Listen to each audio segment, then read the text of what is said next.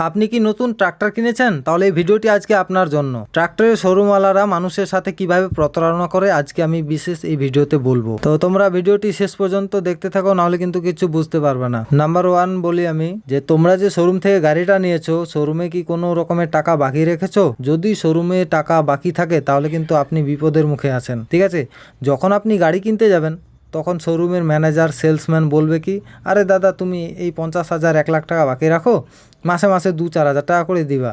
ঠিক আছে, যখন আপনি গাড়ি কিনতে যাবেন তখন ওনাদের বক্তব্য থাকবে ঠিক এই রকম। যখন আপনাকে ওনারা গাড়িটা দিয়ে দিল, তারপরে কিন্তু ওদের ভাষা চেঞ্জ হয়ে যাবে। ওদের ভাষা কেমন চেঞ্জ হবে? এই যে যখন তোমার টাকাটা বাকি থাকছে, ওনারা কিন্তু পরে টাকার জন্য অনেক চাপ দেবে। ঠিক আছে, তো আপনি তো দিচ্ছেন ধীরে ধীরে টাকা। এইবার কথা হচ্ছে, আপনার যদি গাড়ির কোনো সমস্যা হয়, যেমন আমি যেভাবে ফেসেছিলাম, আমাকে যেভাবে প্রতারণা করেছিল, আমাকে ফাঁসানো হয়েছিল যে আমার গাড়ির একটা সমস্যা হয়েছিল, ছোটখাটো সমস্যা, সেটা আমার জানা ছিল না, তাই ওরা আমাকে ফাঁসাইছে। তো কিভাবে কি হয়েছিল আমি বলছি। আমাকে বলছে যে তোমাকে গাড়িটা শোরুমে নিয়ে আসতে হবে। অ্যাকচুয়ালি এটা জাস্ট খালি একটা নাট টাইট দিতে হতো, সেটার জন্য আমাকে বলছে তোমাকে শোরুমে আসতে হবে, ওটা বাড়িতে ঠিক করা যাবে না।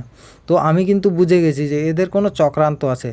তো ভাই আমি গেলাম শোরুমে যাওয়ার পরে ওনারা আমার প্রবলেমটি সলভ করে দিল। কি করলো, আমার গাড়িটাকে শোরুমের ভিতরে ওরা ঢুকিয়ে দিল। তো আমি তো তখন চিন্তায় পড়ে গেলাম যে কি ব্যাপার। তারপর আমি চাবি চাচ্ছি, আমাকে চাবিটাও দিচ্ছে না। বলছে যে তোমার টাকা ডিউ আছে।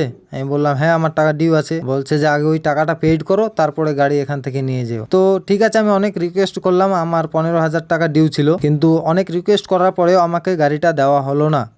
ঠিক আছে, এবার আমি বললাম যে ঠিক আছে তাহলে আমি কালকে টাকা নিয়ে আসছি। ওনারা বলল যে হ্যাঁ ঠিক আছে, তুমি কালকে টাকা নিয়ে আসো আর গাড়ি নিয়ে যাও।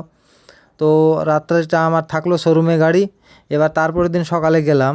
সকালে গিয়ে এবার আমি আমার 15,000 টাকা দিয়ে দিলাম, যে ঠিক আছে এবার আমার গাড়ির পেপারস এবং আমার গাড়ি দিয়ে দাও।